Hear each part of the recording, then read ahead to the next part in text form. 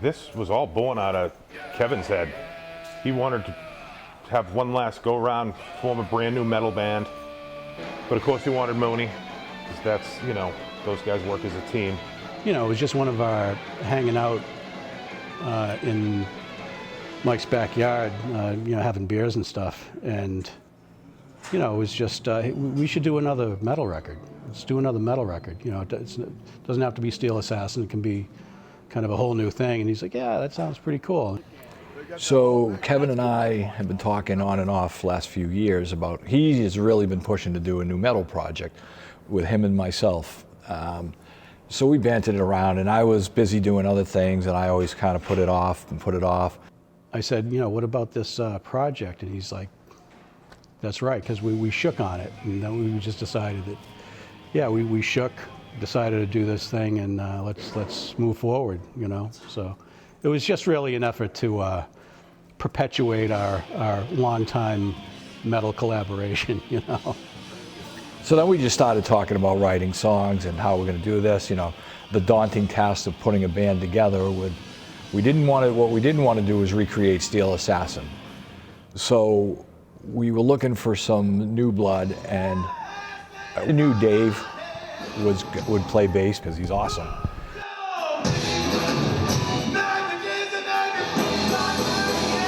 Tony Nichols, our good friend from MELIAH Rage, said, why don't you guys grab Stu? Wow, that's a fucking fantastic idea. He'd be perfect for the kind of stuff we're thinking about playing. Me and Kevin had been running into each other at some club in Taunton, the outdoor club. Some of his other bands that he was playing in would play at. I'd see him there, and we just kept talking about playing together. We did a Saxon tribute probably 20 years ago when we were really young. And we wanted to do it again, so that's how it came about. We had gotten Stu involved as the drummer, which was super exciting, and then we were actually hanging around at Mooney's house one night and throwing around ideas for who we'd get for a lead singer. We were just drinking a couple whiskeys, a couple beers, and we're talking about ideas. And I said, well, what about Monroe? They're like, oh, if we could get Monroe, that'd be incredible. And we're like, yeah, right. You know, he's been retired so long, and you know what I mean, we just didn't think he'd be it. So me and Kevin kept talking about things, and Dave's sitting there on his cell phone like this, and we're in the middle of a conversation. Dave goes, Monroe's in. He just texted him right then and there, and Mike said, yeah. And we kind of all looked at each other right at that moment. We just went, shit got real. To be perfectly honest, that was the reason why I said yes, because Dave texted me, and we've been in the music scene and doing things, and I've never had the opportunity to play with him. And this, to me, was a perfect opportunity. And then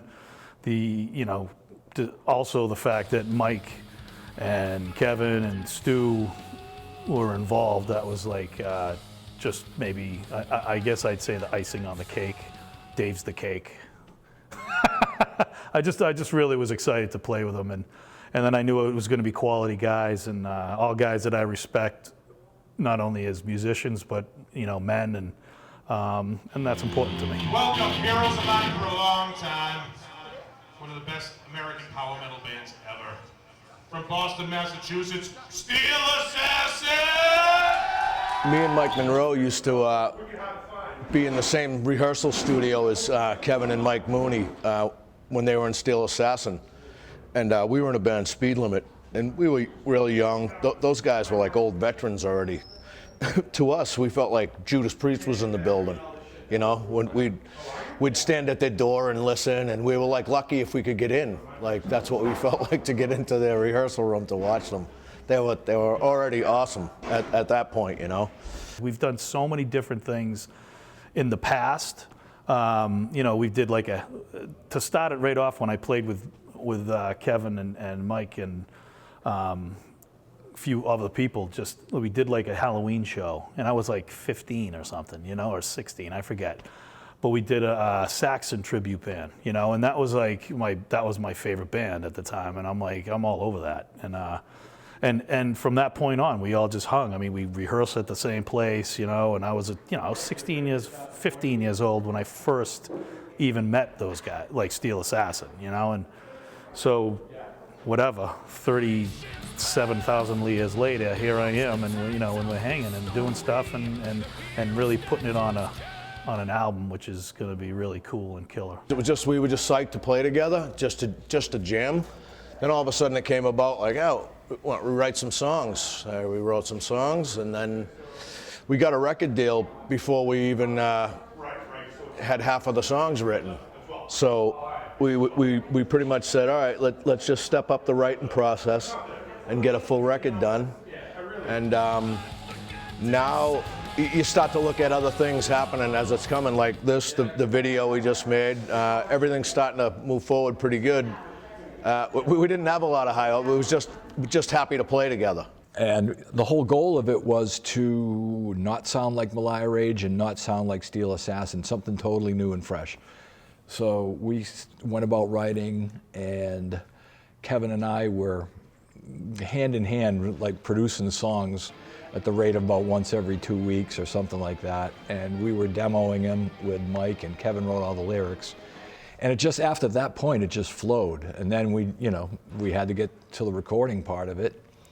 And once that happened, then, the whole process just took over, and here we are. Yeah, so we have 2 songs that we selected, one of which we're going to do today. We're doing Unforgotten Souls, which incidentally is the first song that I wrote. It really came about, there was a sea captain from my town. I live in Avon, Mass. And there's a house in the center of town that's actually now a museum.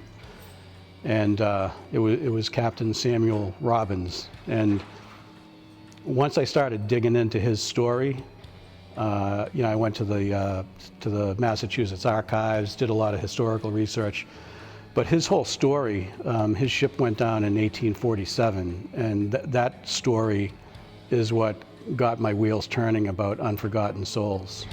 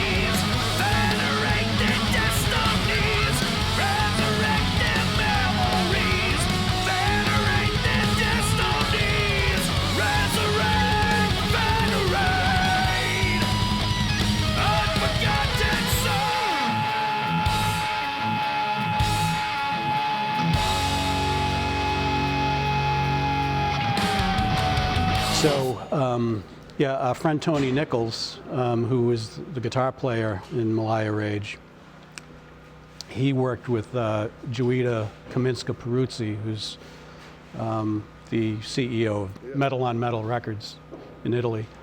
And we met Joita back when we played the Play It Loud festival in Italy. And she took some great photographs of the band, and we got to hang out with her. And then fast forward years later, she's got a record label.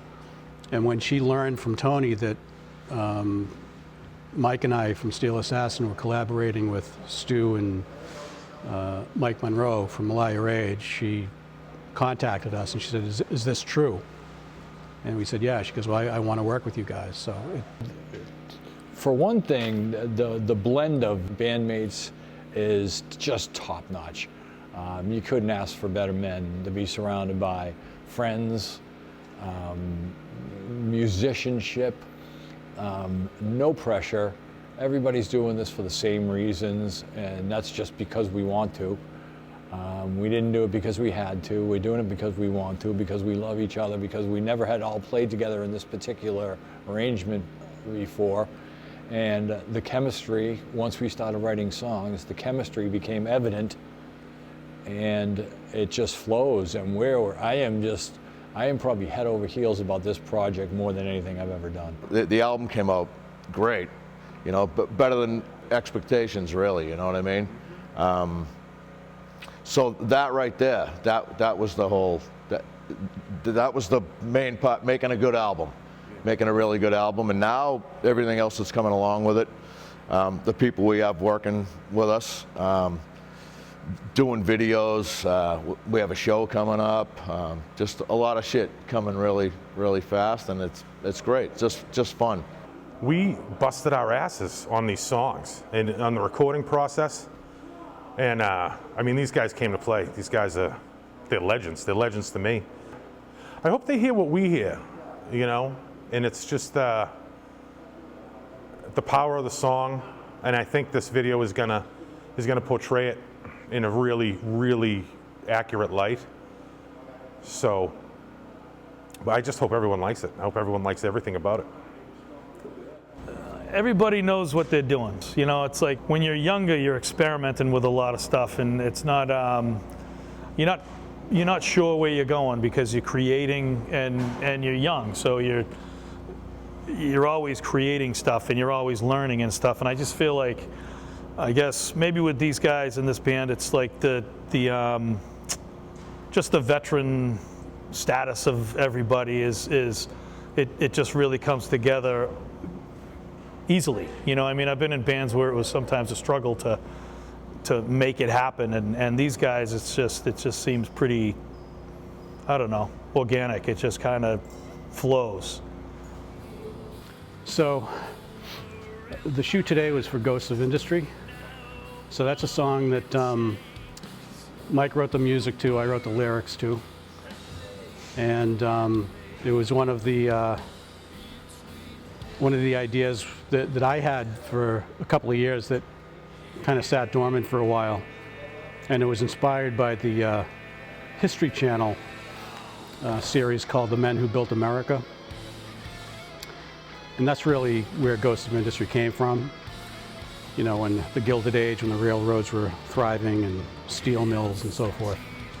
So that's where Ghosts of Industry came from, and you know, it was pretty cool because I had handed off the lyrics to Mike, and it was one of those things where, I don't know, maybe we can do something with this. And he just latched right onto it. He said, we can definitely do something with this. And so we went with it, and between Mike Munro and Mike Mooney and myself, we really came up with, I think, what is a pretty killer arrangement. This theater is, I mean, you couldn't have built a better set in Hollywood than this place. It was amazing, and everything went so smoothly. Plenty of lighting. The sound was more than adequate. I don't know, it was a blast. A little cold, but that's okay. I mean, I'll tell you one thing, I don't think I've played with another drummer that has as much metal heart as Stu does. I mean, he's through and through metal, and he is proficient in what he does. It's been a long time since we did something metal shoot like that. It was awesome. We got good directors and actors. I don't know, I think it's a really cool shoot. I mean, the room, the atmosphere, I think it'd probably all go pretty well together with the song, you know? I mean, really good choice in venue here. Today's shoot was different.